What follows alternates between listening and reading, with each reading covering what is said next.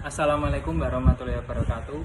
Kami di sini akan mempresentasikan hasil kerja kelompok kami yang berjudul Pengelolaan Pendidikan Dosen Pengampu Ibu Dr. Sri Mulyati, Magister Pendidikan, kelas 1A, kelompok 7. Yang beranggota saya sendiri, Akmal Rifai, NIM 06, dan teman saya Rosa Hayat Rahmadhani, NIM 08, terus Natasha Cindy Melinda dengan NIM 14, Asyifa Tashelia Anindya N, NIM 031, Raffi Febrian M, NIM 032, dan Alendra Gibran Ramadan, NIM 035.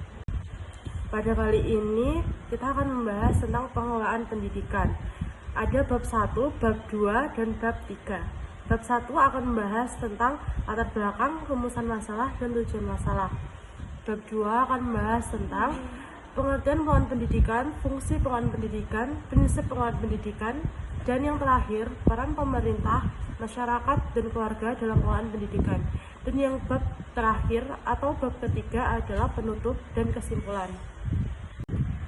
Selanjutnya ada rumusan masalah. Yang pertama kita akan membahas tentang apa pengertian dari pengelolaan pendidikan. Yang kedua, apa saja fungsi dari pengelolaan pendidikan.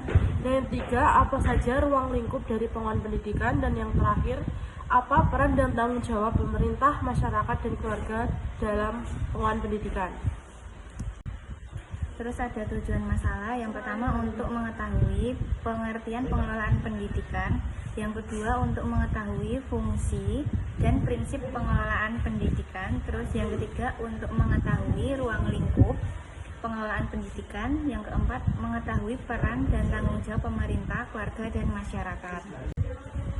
Pengertian pengelolaan pendidikan. Nah, menurut Priyatna 2004 dalam Mulyati dan Haula 2019, pengelolaan pendidikan mencakup upaya untuk mengarahkan dan mengelola berbagai sumber daya pendidikan agar dapat mencapai tujuan pendidikan yang telah ditetapkan secara efektif dan efisien. Terus yang kedua itu menurut Sunaingsi C 2017, pengelolaan pendidikan adalah proses yang sistematis dalam mengatur sumber daya pendidikan untuk mencapai tujuan pendidikan yang optimal. Terus yang ketiga itu menurut Ki Hajar Dewantara, pengelolaan pendidikan harus berpusat pada konsep ing ngarsa tulodo ing madya mangun parsa tuturi handayani, yang berarti di depan memberi teladan, di tengah memberi semangat, di belakang memberi dorongan. Yang selanjutnya fungsi pengelolaan pendidikan. Fungsi pendidikan berdasarkan Undang-Undang Nomor 20 Tahun 2003 antara lain adalah: yang pertama, mencerdaskan kehidupan bangsa. Pendidikan bertujuan untuk meningkatkan kualitas intelektual masyarakat. Yang kedua, mengembangkan potensi peserta didik agar peserta didik menjadi manusia yang beriman, berakhlak mulia, sehat, cekap, kreatif, dan mandiri. Yang ketiga, meningkatkan peradaban bangsa. Melalui pendidikan, bangsa Indonesia diharapkan dapat berkembang menjadi bangsa yang lebih maju dan bermartabat. Prinsip pengelolaan pendidikan. Prinsip pengelolaan pendidikan berdasarkan Undang-Undang Nomor 20 Tahun 2003 yang diatur dalam pasal 4 dan bertujuan untuk menciptakan pendidikan yang adil, berkualitas, dan relevan. Prinsip-prinsip tersebut antara lain: yang pertama, demokratis dan berkeadilan. Pendidikan harus menjunjung tinggi hak asasi manusia dan memberikan kesempatan yang sama bagi seluruh warga negara. Yang kedua, berorientasi pada peserta didik. Semua kebijakan pendidikan harus berfokus pada pengembangan peserta didik. Yang ketiga, mengutamakan nilai agama, budaya, dan kearifan lokal. Pendidikan di Indonesia harus selaras dengan nilai-nilai luhur yang terkandung dalam agama dan budaya bangsa. Yang keempat, kesetaraan dan keberagaman. Semua lapisan masyarakat, baik dari latar belakang, sosial, budaya, maupun ekonomi, berhak untuk mendapatkan pendidikan yang setara. Yang berikutnya, ruang lingkup. Pengelolaan pendidikan pada umumnya memiliki ruang lingkup yang lebih luas. Menurut para ahli, Mulyasa 2011 dalam bukunya yang berjudul Manajemen Pendidikan menyatakan bahwa pengelolaan pendidikan mencakup 4 dimensi utama, yaitu Yang pertama, perencanaan pendidikan. Perancang tujuan, strategi, dan rencana pelaksanaan pendidikan untuk mencapai sasaran yang telah ditetapkan. Yang kedua, pelaksanaan dan koordinasi. Mengelola kegiatan pendidikan sehari-hari agar sesuai dengan rencana yang telah dibuat dan memastikan kerjasama antar komponen pendidikan. Yang ketiga, pengawasan dan evaluasi. Memantau dan menilai proses serta hasil pendidikan untuk memastikan pencapaian tujuan dan standar mutu. Berdasarkan pandangan para ahli, ruang lingkup pengelolaan pendidikan menurut Undang-Undang Nomor 20 Tahun 2003 dapat dilihat dari berbagai dimensi. Pengelolaan pendidikan mencakup yang pertama, perencanaan yang meliputi penyusunan tujuan dan strategi pendidikan. Yang kedua, pelaksanaan yang melibatkan pengorganisasian kegiatan pendidikan, pengajaran, dan pembelajaran. Yang ketiga, pengawasan dan evaluasi yang memastikan bahwa proses pendidikan berlangsung sesuai dengan tujuan dan memberikan masukan untuk perbaikan. Supriyanto tahun 2012 menyatakan bahwa pengelolaan pendidikan adalah proses yang mencakup 3 aspek utama, yaitu 1. Perencanaan, merencanakan tujuan, strategi, dan program yang akan dilakukan dalam rangka mencapainya. Ini meliputi perencanaan kurikulum, pembelajaran, serta pemenuhan fasilitas dan sumber daya lainnya. 2. Organisasi, mengatur berbagai sumber daya pendidikan agar dapat berjalan dengan lancar. Ini mencakup perorganisasian kurikulum, tenaga pendidik, sarana prasarana, dan administrasi pendidikan. 3. Pengawasan dan evaluasi. Pengawasan dilakukan untuk memastikan semua rencana berjalan dengan baik. Evaluasi bertujuan untuk mengetahui sejauh mana tujuan pendidikan tercapai dan memberikan masukan untuk perbaikan. Peran pemerintah, keluarga, dan masyarakat dalam pengelolaan pendidikan. 1. Ki Hajar Dewantara. Ki Hajar Dewantara, pelopor pendidikan Indonesia, menekankan pentingnya kolaborasi antara keluarga, sekolah, dan masyarakat dalam pendidikan. Ia mengatakan bahwa pendidikan bukan hanya tugas guru, tetapi juga tanggung jawab bersama.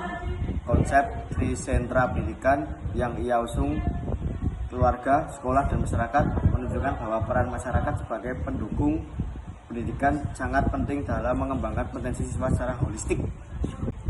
Peran pemerintah dalam pengelolaan pendidikan. A. Program pemerintah untuk pengelolaan pendidikan. 1. Program pemerintah untuk pemerataan akses pendidikan. A. Kebijakan pendidikan wajib belajar.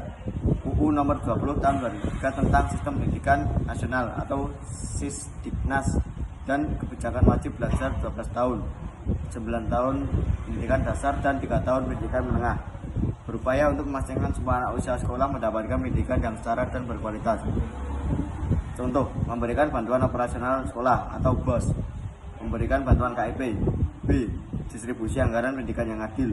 Salah satu komitmen pemerintah adalah mengalokasikan minimal 20% dari anggaran negara untuk sektor pendidikan, sebagaimana yang tercantum dalam pasal 31 Undang-Undang Dasar 1945 dan Undang-Undang Nomor 20 Tahun 2003. Contoh, dana alokasi khusus atau DAK, pemerataan program beasiswa seperti beasiswa pendidikan Indonesia atau BPI. Peran masyarakat dalam pengelolaan pendidikan dalam Undang-Undang Nomor 20 Tahun 2003 tentang Sistem Pendidikan Nasional. Masyarakat memiliki peran penting dalam pengelolaan pendidikan. Partisipasi masyarakat ini dilihat sebagai bagian dari upaya untuk meningkatkan mutu, relevansi, dan akuntabilitas pendidikan. C. Ruang lingkup pengelolaan pendidikan. Peran keluarga dalam konteks Sisdiknas dalam Undang-Undang Nomor 20 Tahun 2003 tentang Sistem Pendidikan Nasional. Sisdiknas, peran keluarga diatur sebagai bagian dari sistem pendidikan nasional yang menyeluruh sebagai bagian dari masyarakat. Keluarga memiliki kewajiban untuk mendukung pendidikan anak-anak mereka dengan cara yang proaktif. Manajemen pendidikan, pengelolaan SDM untuk meningkatkan standar pendidikan. Elizabeth Tresia Angelica Nainggolan tahun 2024. Buku Manajemen Pendidikan, pengelolaan SDM untuk meningkatkan standar pendidikan, menggambarkan sebuah panduan komprehensif yang mendalam tentang pengelolaan sistem pendidikan. Dalam buku ini, Pembaca diajak untuk menjelajahi berbagai aspek penting, termasuk fungsi manajemen, teori organisasi dalam konteks pendidikan, perumusan tujuan pendidikan, perencanaan kurikulum, dan pengembangan rencana strategi pendidikan. Cara pengelolaan pendidikan.